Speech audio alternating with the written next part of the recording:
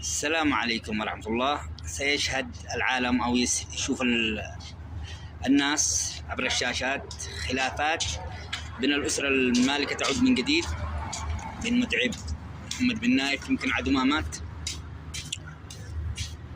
وأحمد بن عبد العزيز، حتى بدعم إسرائيلي وبريطاني. وسترجع الإخوان يمسكوا السلاح وينقلبوا، ويصير صراعات بينهم خلال الشهر هذا أو الأيام.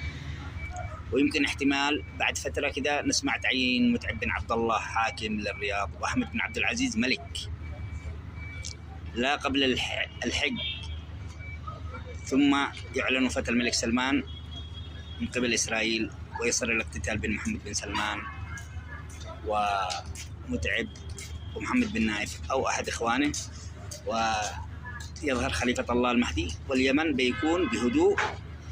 وبعدين المهدي هو الذي سيصلح بين اليمنيين ويكونوا هم جيشه ورجاله، دولة الخلافة الراشدة.